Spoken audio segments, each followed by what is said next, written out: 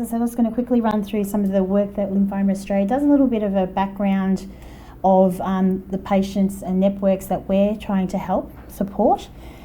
So again, for those that missed, I'm a lymphoma care nurse with Lymphoma Australia. And I'll just like a quick rundown of what we're sort of dealing with lymphoma. It doesn't discriminate with age. There's so many different subtypes, but there's over 6,400 patients who were actually diagnosed with lymphoma and CLL last year alone. It's the sixth most common cancer in both men and women. It's the most common cancer in the 15 to 24-year-old, even up to 29-year-old group, and I'm actually an adolescent young adult cancer nurse specialist as well, so it's a high area that I work with that crew, especially with Hodgkin lymphoma. It's the third most common cancer in paediatric setting as well, so hence it doesn't discriminate.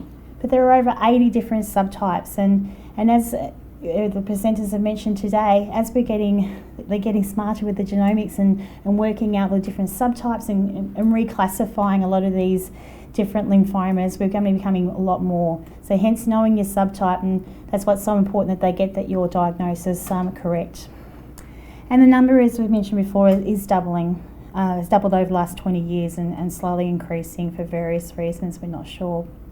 So Lymphoma Australia, a lot of our work is obviously providing awareness for the disease in Australia, across Australia, and our CEO Sharon at the back there, Sharon Wilson, she works quite tirelessly, and we're involved in a lot of committees and organisations and speaking with government organisations to make sure that we're on there and having a voice for lymphoma patients across the country.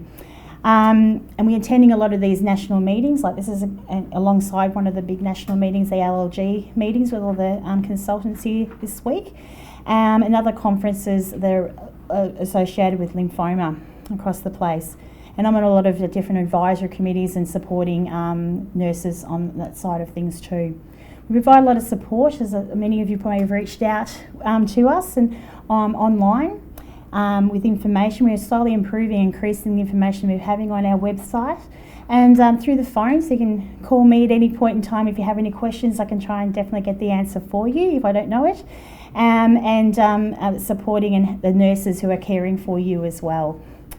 We're also an advocacy group. We're trying to help bring the best medications and new treatments and research and clinical trials to Australia, and helping support and letting you know where the best places for your treatment is, and ensuring that best practices across the country.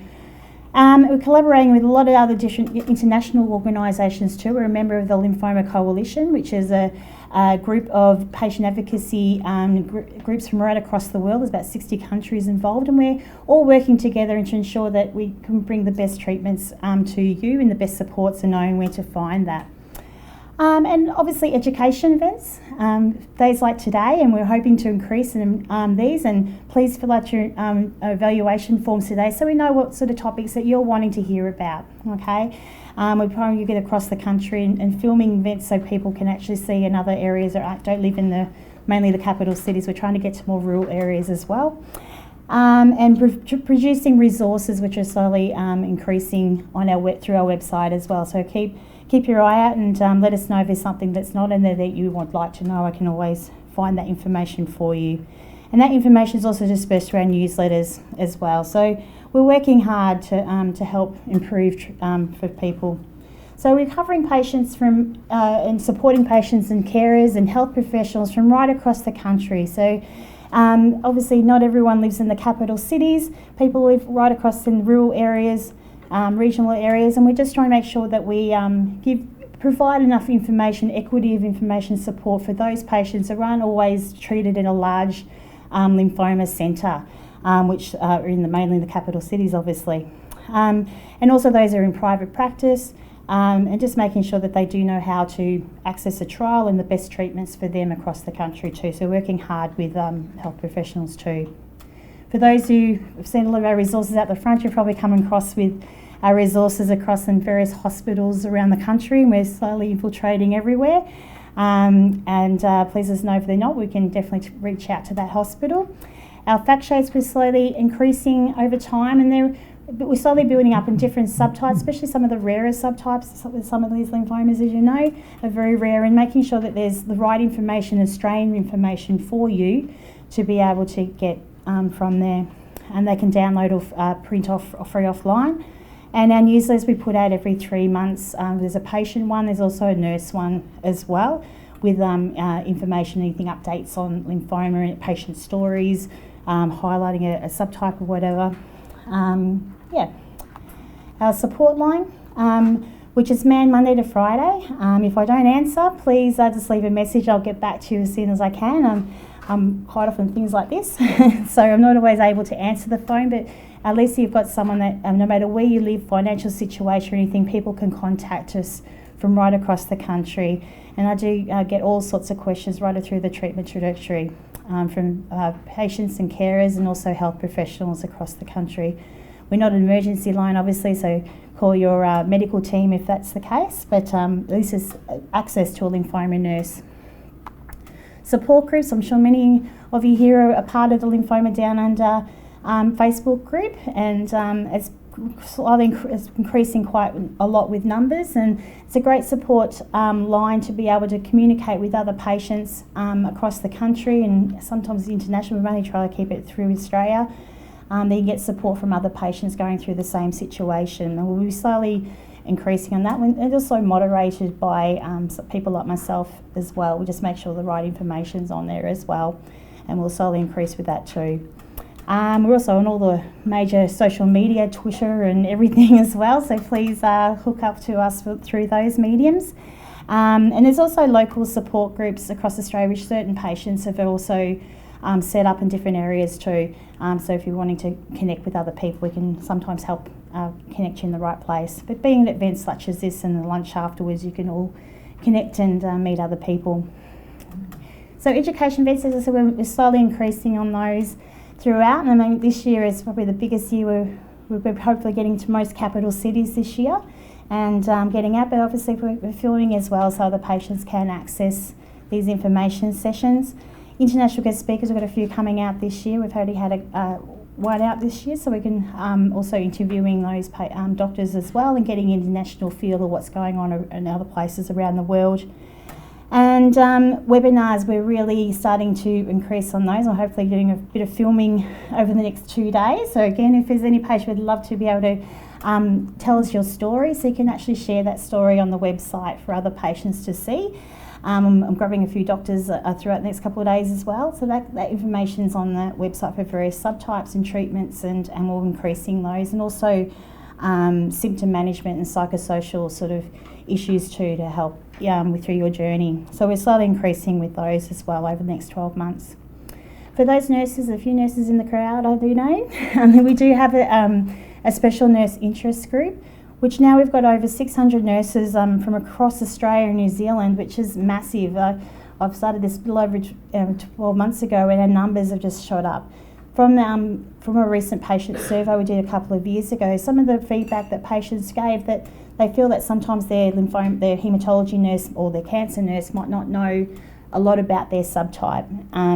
And the feedback we took from that was, okay, well, maybe we need to go out and educate the nurses across Australia to ensure that they know where to get this information from. So through that, we have a dedicated online portal for those members involved, where they can gather any information about lymphoma. I also have a private Lymphoma Nurses Down Under, so it's slightly very similar name. I've sort of realised it's a bit silly, but nurses can get on there and communicate with each other. I provide a monthly newsletter of all the roundups of publications, videos, any bits of information that I find, and keeping nurses up to date with what's latest in lymphoma, so they can actually share that with their patients. And also a newsletter as well with any updates and new PBS medications and things too. So making it as easy as possible for nurses to be informed and be able to educate their patients is the main objective of that. We've got some wonderful news that Sharon's been working quite hard with this. We've recently had some government funding been announced end of March from Greg Hunt. He's now they've announced the federal funding for the next 4 years for 3 full-time lymphoma nurses. So which is fantastic. So I'll get a few buddies to help me out. And the plan is we're hopefully having some more nurses in each different state, so hopefully increasing the amount of education and support for you, which will be fantastic. We're just in the process of getting that up and going. And I've already mentioned about the webinars, which we're slowly putting out as the months go. We'll let you know if you've signed up for our newsletter. If you haven't already, please sign up, and we can keep you up to date with anything that's been released, education events such as this, and letting you know. I think that's pretty much it. Oh yes, one more thing. For those who haven't already, we've got two different surveys that we've been working with Deloitte, a big company, trying to help us with some strategic direction for Lymphoma Australia. And we've put out a couple of different surveys, one for the patient and carer group, which you can go through our website it only takes about 5-10 minutes, and just gives us an idea, okay, what do you want? What are we missing? What supports can we help improve our services for you?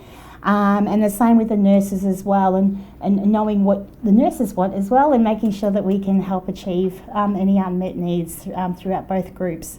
So please do, it'll be really helpful. We've had about a couple hundred patients and carers have done the patient one. The nurse one I've only sort of put out recently, and we're trying to boost numbers there just so I can make sure that I'm targeting the right direction. Yeah, thank you. Is there any questions at all about what we're up to? It's an exciting time and we're keeping pretty busy. No, all good?